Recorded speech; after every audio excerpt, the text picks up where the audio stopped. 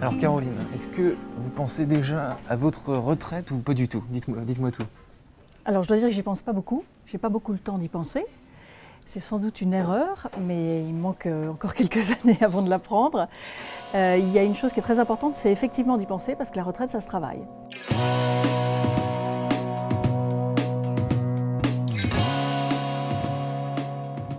Bonjour et bienvenue dans le Talk Décideur. Aujourd'hui j'accueille Caroline Young qui a fondé le site Expert Connect. Alors si vous ne connaissez pas, c'est un site de collaboration post-retraite. Alors on a envie de traduire ça par site d'offres d'emploi pour les retraités, mais en fait pas tout à fait, c'est un peu plus subtil que ça. Bonjour Caroline Young. Bonjour. Alors décrivez-nous en quelques mots ce qu'est Expert Connect exactement et surtout c'est quoi ce concept de collaboration post-retraite, ce que j'avais pas compris au début. Alors notre métier c'est de recycler l'intelligence. Des recycleurs d'intelligence. Alors exactement, c'est ça qu'on fait. En fait, on assure pour les entreprises l'accès, la continuité de l'accès au savoir-faire et aux compétences des gens qui les quittent pour un départ à la retraite. D'accord, donc les gens pourraient partir à la retraite, mais finalement pas vraiment, c'est ça? Alors, ils partent officiellement, ouais. Ils arrêtent leur job à plein temps dans les entreprises, etc.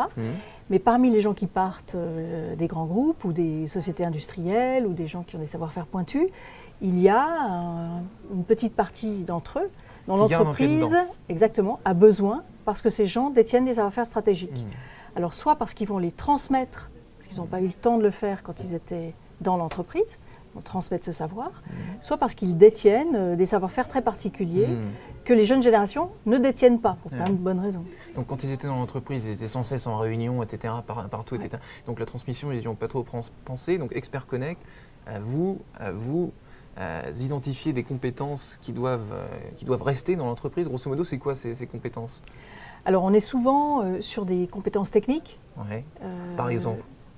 Par exemple, le savoir-faire pour démarrer une centrale nucléaire. D'accord. Voilà. Ça fait très longtemps qu'en France, on n'a pas démarré une centrale nucléaire. Or, il y a Flamanville qui va devoir être démarrée. Ouais.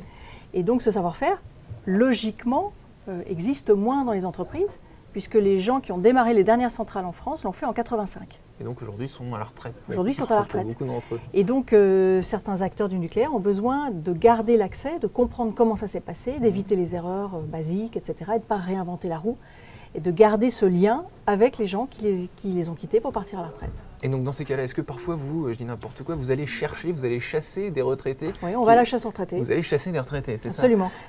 Qui sont vos clients, par exemple, parmi les entreprises qui utilisent Expert Connect? Il y en a combien déjà? Alors, on travaille avec 200 entreprises. Ouais. Mais il y a les grands acteurs, je citais le nucléaire, c'est emblématique. Pour plein de raisons historiques, en fait, on n'a pas formé des gens pour redémarrer ou reconstruire des centrales. Ouais. On travaille beaucoup dans l'aéronautique, la défense, la construction, le ferroviaire.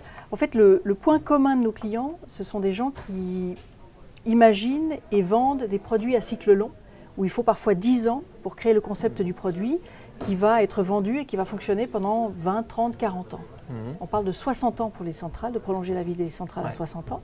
Bon, inutile de dire que c'est beaucoup plus long que la vie d'un salarié dans une entreprise. Donc nous, on fait ce qu'on peut. On est un petit acteur mais qui permet de garder le savoir un peu plus longtemps. Et donc, garder ce savoir, ça coûte combien pour l'entreprise? Est-ce que garder un pied dans l'entreprise pour le retraité, évidemment, j'imagine qu'il touche une rémunération pour ça. Alors, comment est-ce qu'on l'établit, cette rémunération? Alors, en fait, très simplement, on a décidé de rémunérer les retraités, les experts, on les appelle experts, qui travaillent chez nous, à la hauteur de ce qu'ils gagnaient avant leur départ à la retraite. Donc, prorata temporis, évidemment. Et donc, pour l'entreprise, on va dire qu'elle a la disponibilité de cette compétence au même coût qu'avant. Donc, c'est un moyen très économique. Donc, ils deviennent des consultants. Ils deviennent des consultants indépendants, exactement. Est-ce que là-dessous, sous votre projet qui est fort intéressant, vous avez aussi de faire passer un message qui est, je ne sais pas, la retraite telle qu'on la connaît aujourd'hui, c'est peut-être bientôt terminé tout ça. Peut-être que tout le monde va y venir finalement à cette ère de la post-retraite où il faut quand même un peu continuer à travailler. Alors, en termes de message, moi j'ai un message qui m'a vraiment fait fonder Expert Connect, qui est pour moi le gâchis inestimable qu'on fait en ayant un âge couperet, une sortie obligatoire du marché du travail. Ça, pour moi, c'est invraisemblable qu'on fasse ça. Ensuite, il y a un deuxième constat, c'est que les gens ont envie de continuer à travailler. Pas forcément dans les mêmes conditions qu'avant, mais ils ont envie de rester intégrés, de partager, de transmettre. Et ça, pourquoi pas ne pas utiliser ces gens et finalement réunir cette offre et cette demande. Ensuite, on parle beaucoup ces jours-ci de réforme des retraites. Absolument, oui, c'est dans l'actualité. Et le corollaire de la réforme des retraites, parce que la démographie est une chose inexorable, hein, il n'y a rien de plus certain que le nombre de retraités qu'on aura si on connaît le nombre de naissances. On sait qu'il va y avoir dans quelques années un actif pour un retraité, donc on peut imaginer que les pensions de retraite vont baisser. Et on peut penser que des gens vont devoir travailler. Alors aujourd'hui, on va dire que les retraités que nous faisons intervenir sont des gens qui ont le choix. Ouais. Ils ont envie de travailler et on va dire l'argent qu'ils gagnent n'est pas le moteur de leur démarche. Et on voit assez peu ce type de moteur. Il y en a quelques-uns, mais on va dire que c'est plutôt une exception. Demain, ça pourrait devenir une règle. Si on regarde par exemple l'Amérique du Nord, il est très commun que les retraités travaillent. Vous allez au supermarché du coin, vous êtes accueilli avec un grand sourire par un octogénaire et ça ne choque personne. Ouais, la culture américaine est plus pro ce genre de comportement, ce genre d'habitude qu'en France où la retraite c'est la retraite encore selon vous, ou alors c'est ça aussi commence que les à changer. systèmes de retraite aux États-Unis sont moins généreux. Ouais. Ils pensent d'ailleurs que la génération aujourd'hui active, demain, l'activité post-retraite rémunérée représentera jusqu'à 30% de leurs revenus pour subvenir à leurs besoins à la retraite. Alors donc là, vous, chez Expert Connect, donc ça tourne plutôt bien, l'activité se développe. Quels sont les freins éventuels que vous voyez peut-être déjà qui vous empêchent d'aller aussi loin que vous le voulez? Alors les freins, je dirais que le gros frein aujourd'hui, il reste la mentalité des entreprises. Évidemment, les entreprises, elles ont tout intérêt à recruter des jeunes qu'elles vont fidéliser, former, etc., etc.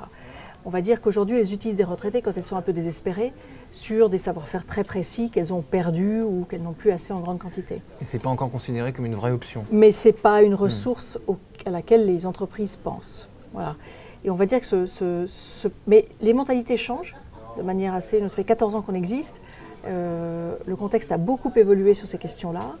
On pense moins que le retraité est quelqu'un qui est incapable de s'adapter, qui n'est pas souple, qui est caractériel, que sais-je, on a trouvé tous les défauts de la terre aux seniors pour justifier des plans de départ en pré-retraite qui ont peuplé le paysage français sur les 30 dernières années. Ouais.